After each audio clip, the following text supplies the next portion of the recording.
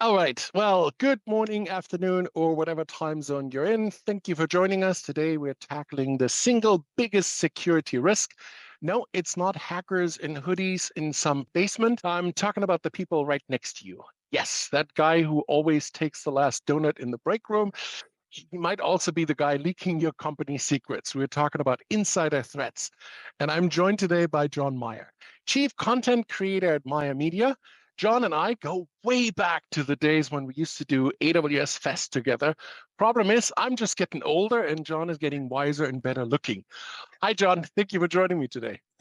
I don't know if I could do a better opening than Sebastian. How are you, man? Not too bad. Can't complain. It's been really exciting, especially 2025. I mean, heck, every day something exciting happens. Exactly. All right, well, pleasantries out of the way. Let's dive right into this. First, I think we should take a look at the threat menu and decide what we'll have for starters. So, the malicious insider, when office drama turns into a cybersecurity nightmare.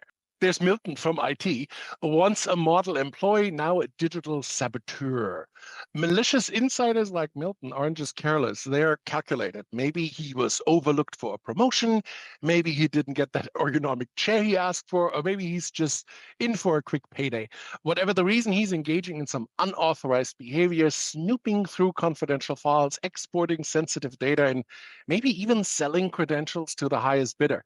Whatever, he's probably out for revenge or personal profit. And one thing is absolutely certain, if you're not monitoring for unusual behavior, Milton might just be your biggest security threat. So, John, from your experience, how often do companies actually spot these threats before it's too late? And I guess what's the biggest mistake they make when trying to prevent them? One of the things for them to take into consideration about the malicious one is very difficult to spot, right? Because Mm, I think of these as two flavors, right? The malicious person is one, he has a plan. There's a plan in mm, place. They're already, right. they mentally thought about doing this and they're going to work on a plan to get it. That person is usually, say, they've got a personality to them. You don't know what they're doing. They're nice in front, and then the backside are doing all their other stuff. The other one is that person didn't have a plan. And just like you said in the kickoff, is like they were passed over for a promotion or they had a bad review. Their boss called them into the office. You know what they did? They turned around and they were malicious. This is what I consider the unplanned, but something that it's very tough to take into consideration and to prevent immediately until it happens. How do you prevent these? Well, the one thing is a lot of companies are trying to engage with their employees, right? Hey, they're doing outside events, inside, they're trying to do lunch and learn. And most employees look at this as like, listen, I just want to do what I want when I don't include me in that. And it's really hard to do that. You actually have to be very communicative to all the employees, reach out on a, I want to say a personal level, but have empathy to them. Mm. And you that's really where you start to connect with it. Preventing it, yeah, monitoring tools are probably your biggest bet, right? Or one person doesn't have the keys to everything. You need multiple layers of security to get to it, which does slow down process and progress. That's a good point. Reminds me, I just recently saw an article about some guy who was an admin created a script that would check if his user is still enabled in AD. If not, it's going to start creating havoc in the environment. So, yes. Exactly. And those are the people that are like, okay, you know what? I'm going to write this script. Now, why it may take seconds or it may take days for them to test it out. Some of Mhm. those things are triggered within the environment. You see a script that has super admin privileges doing stuff and testing it. That's where some of the security aspects and least privilege only give them to do so much. Then they have to do another step. And while I said it slows things down, it will slow down the problem of the attack when it happens. Yeah, absolutely. Completely agree with you. Even if it slows down things, it doesn't really because it's going to prevent so many bad things from happening. Yep. Yeah, exactly. Then, not all insider threats are masterminds plotting corporate espionage. Sometimes they're just overworked, distracted, or dangerously confident in their terrible password choices. There might be I don't know, Homer, who's juggling three deadlines and an urgent email that looks like it's from the CEO, but it's actually a phishing scam. Or an employee who accidentally uploads a confidential client list to a public Google Drive folder because the settings are so confusing. These aren't malicious insiders. They're, I guess, negligent ones. Employees who, either under stress or a lack of security awareness, make small mistakes with massive consequences. In fact, some studies show that human error is one of the leading causes of data breach. So, John, when it comes to negligent insiders, how much of this is a people problem versus a process problem? And what's the best way companies can reduce these errors? My opinion, it's a both. It's a 50-50 split. The reason that I say 50-50 is that it is a people problem, meaning I'm overworked, I'm stressed, I'm lazy. I don't want to have to go through all the hoops to do things. That's why so many people build processes around the process. Oh, yeah, yeah, we get this process, but let me show you how we're going to get it done today. And the problem is, you just train somebody else how to get around the problem. You should fix the process. The other part is the policies and processes that are like the privileges. It's so complex. There's so much friction involved that it's annoying for me as an employee who I love my company and I just want to get stuff done that I just can't do it. Like Google Drive was a good example. Oh my God, all these privileges for me to do it. I just want to share this out. You know what? I'm just going to put it in a public share folder and I'm going to give just specific access to this person, not realizing that anybody with the link can access the data. I think this is a 50-50 in which we need to one, slow down, reduce the friction, and really kind of engage and let our employees make, mindful decisions on it. And I think the other part that you touched on, Sebastian, is the overconfidence. I wrote this script, it's gonna work. I tested it out. Let me just run it. You run it and go, oh, I just opened it up to the world. And you didn't realize that in dev, it doesn't work in production just the same way because the settings are never always the same. That just happened recently, right? With that Google employee who ran a script and then deleted a customer's account Yep. just with running a script. Yeah, you're absolutely right, 100%. Well, and sometimes the biggest threat isn't the employee themselves, but the fact that their credentials are now in the hand of cyber criminals. Maybe Bob from HR clicked on a phishing email that looked just convincing enough. Or, I don't know, Lisa at IT reused her password. Hint, it shouldn't be password 123. And it got scooped up in a data breach. Or maybe just someone wanted to be helpful and gave their login details to that super friendly tech support rep who was super polite, but definitely a hacker. Whatever the case, these employees don't even realize they've become insider threats. But hackers sure do. Once an attacker gets in using real credentials, they can move freely, access sensitive data, and blend in like they belong, which makes them much harder to detect. John, when an employee's credentials are compromised, how can companies detect that something's wrong before serious damage is done? I think that so that's a real good question. I want to touch on that. You mentioned phishing, not only in this, but in the negligent one where you talked about phishing. And I want to touch on those in a few seconds, but I want to answer this is that employees have habits. They go through and they access the same programs almost 99% of the times. They do this. If you start building a kind of I want to say log tracking, but a normal habit, this would be an anomaly detection that this employee just tried to access this. They're not a financial person. Why are they trying to access the finance data or the payroll data? They're an Mhm. IT admin. If you understand what an employee's habits are, you're not tracking them on what they're working on because no employee is ever going to like that. But if you start building in more anomaly detection and understanding that this employee didn't need to touch this. So why did they touch it? Why did they go there? Why are they snooping out this? I remember when I started at a company, I saw this cool program out there that if you run a netstat.an, you can just ping the whole entire network and figure out all the open ports. Do not, yeah. I'm just going to tell you that that should have been detected by the all the network admins. I literally, after I did that, and I saw that, oh, you shouldn't run this in a public area at your work. I was like, I'm going to get fired. Nobody said anything. Nobody reached out to me at all. So, but if you detect those things, that's going to go in there. The firewall, how many rules get triggered? Is this just noise in the area because we're testing it out to see why the firewall's not open? Sebastian, real quick, I want to touch on the two things that you said phishing and both of these. I kind of group negligent and compromise almost under the same, like category A and B, Good point. because while you're negligent, right? You could be compromised because of social engineering, because you didn't go change your password, or you made a simple password, or you made it public, or you trusted that person that said, hey, go enter your password here to reset it. And you didn't hover over to see where it was sending you, whether external or internal. Yeah, absolutely. Just happened, what was it, like 3, 4 days ago? Some guy at Disney got compromised when he downloaded a seemingly helpful AI tool. And they compromised his machine, just like you said, oh, it's just a useful tool that I downloaded. And this thing just kept track of everything he was doing, collecting his passwords he was entering, and he didn't even know for over a month. They started downloading stuff. I think it was 1 terabyte of data from Disney. So he's in deep trouble. I mean, his entire life is basically compromised. That's actually a really good point is when you start tracking and notice that your employees are transferring, they're uploading so much data to a third party site. Why? Why Hmm. do they need to do that? Why is it not internal and people are accessing that internally, or a link that is specific to a certain person for privileges to access it externally?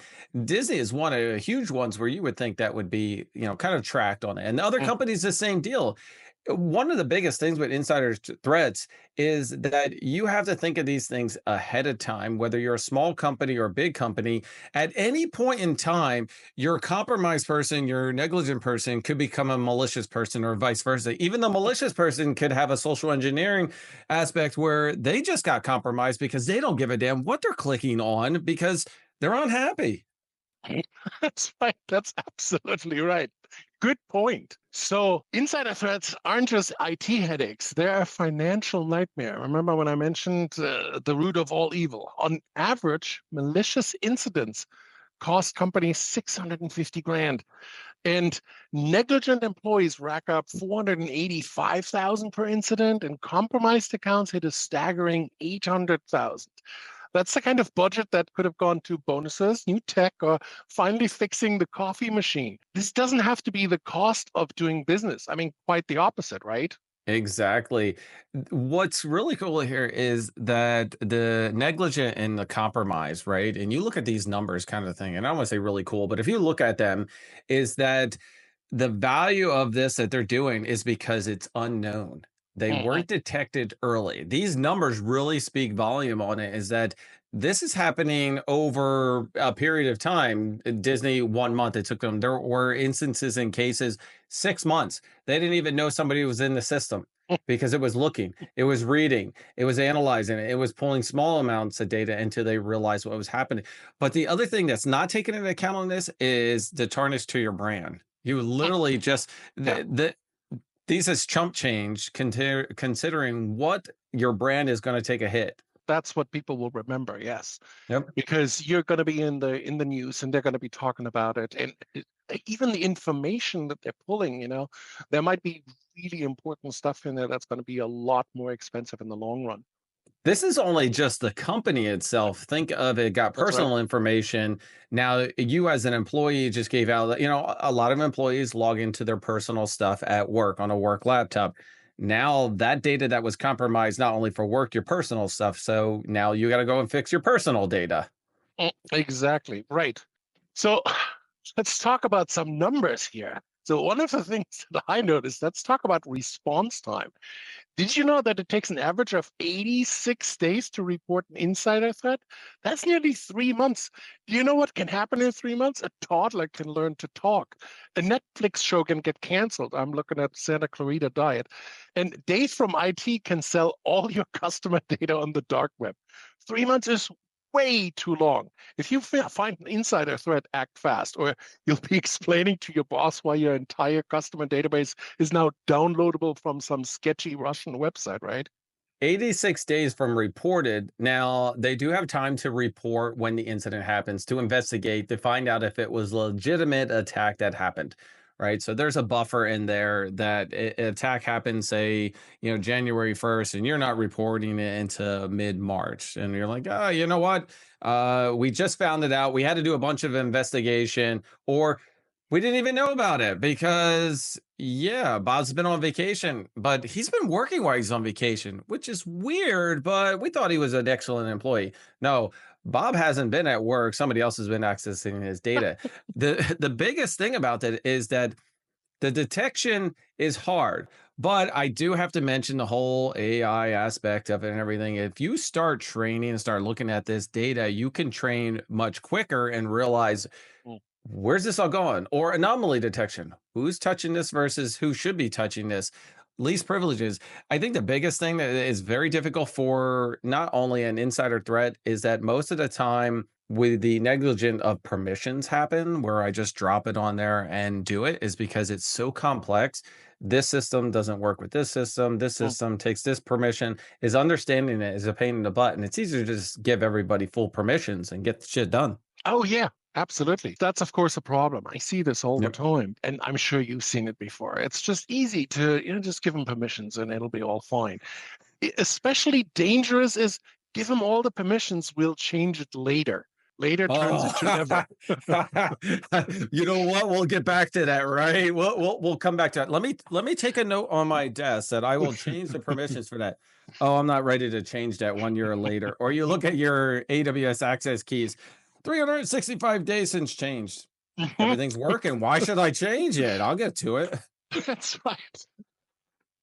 So now that we're aware of the risks, the risk factors, and the consequences, so I guess we need to talk about what can be done. First one, I know what you're thinking. Monitoring sounds invasive. Let me put it this way. If Allison from sales suddenly starts downloading thousands of files at 2 a.m., just like you said, are you A, impressed by this newfound work ethic, or B, calling security? And if you pick A, we need to talk.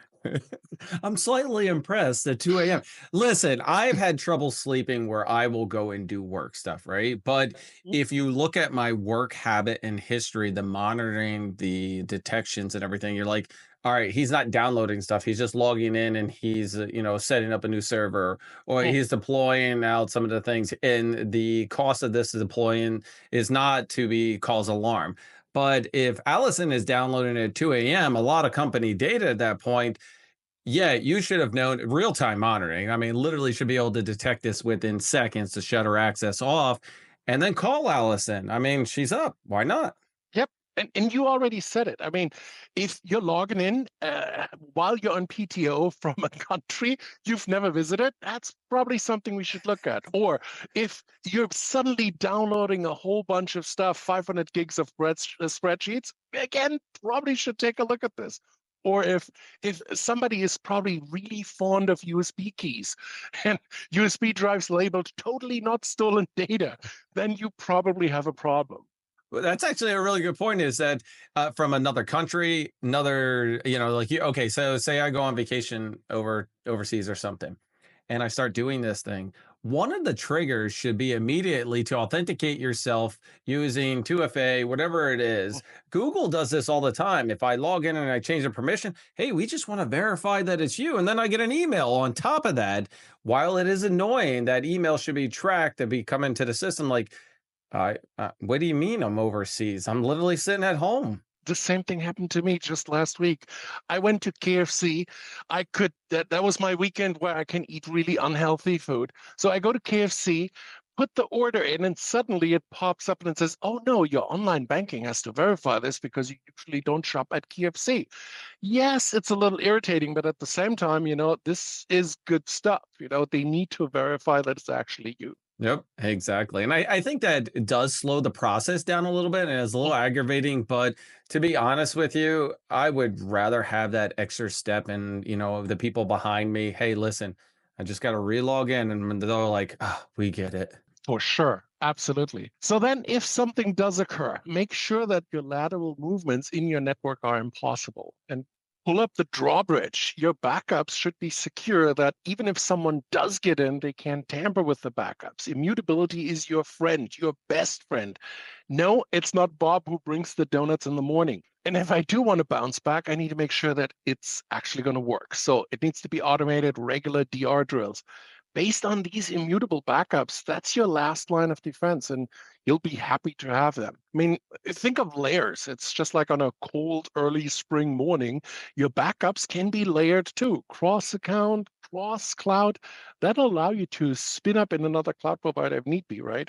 Sebastian, I think there should be a step zero after seeing this number two on the screen. And the step zero should be one, verify that your backups work and that you have backups, right? Because automate the regular DR drills. Yep. Yes, we understand automated and testing them out. But here's the first thing is that 9 times out of 10, backups are set manually, right? And Mhm. nobody kind of has the automated process unless you're using cloud providers who you set up backups based off of a tagging. I want snapshots of this automatically. But you have to verify that you should have this in place. Then step two it comes into play is that you role play, do your DR, test your DR, test the scenario out. And I think the biggest thing here is do not make it complex. It should not take me 6 hours to click on and restore a backup to another region because at that point, this scenario is over. And the only time I'm going to test it is when stuff hits the fan. Absolutely true. Absolutely true. All too often in other careers, I have found the exact scenario that you described. Backups. Oh, yeah. Somebody set them up. That person isn't even here anymore. And oh, the tape machine, that's how long ago that was. The tape machine didn't even have a tape in it. I mean, it's like, wow. We used to have an admin that would go around the data center with the alerts that would come on it and swap the tape out. And 9 times out of 10, the tape was sitting on top of the server to swap it out with the next one. It wasn't put in a secondary location, another data center. It was just the physical aspect of doing it. We used to have data backup admins who would have to go in and manage, and oh, this backup failed. Retry. Oh, I have to manage the storage aspect of it and everything. And there was a lot of manual aspects. It should be automated expansion of storage, remote tapes or virtual tapes that should automatically resolve, go off site, transfer backup. So I don't have to think about it, but it's available. 100%. Automation is your friend because then you cut out all the human error in that. Yep. So here's a shocking statistic. The most insider threats happen because people don't know any better. So if someone from accounting didn't mean to bring down the network, well, they probably just used, as I mentioned, password 123 because they thought that's a solid security choice. And to prevent this, I guess, train your employees like you train a puppy. Lots of repetition, keep reminding them not to click on suspicious links. Positive reinforcement, maybe offer cookies when they report phishing emails, and bad behavior immediately. No, Jerry, bad Jerry, no clicking on weird links. And I guess remember an educated workforce is your best defense. Otherwise, you're just playing security whack-a-mole.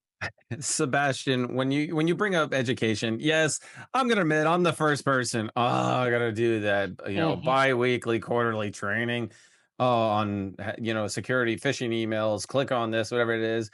To be honest with you, I do feel that we should be past this with the digital age, but you realize they're so sophisticated. They look normal. How many of you have gotten those text messages or the emails?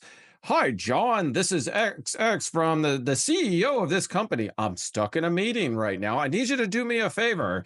And you look at that, and then, first of all, CEO is never texting me. And if he is, yeah, all right.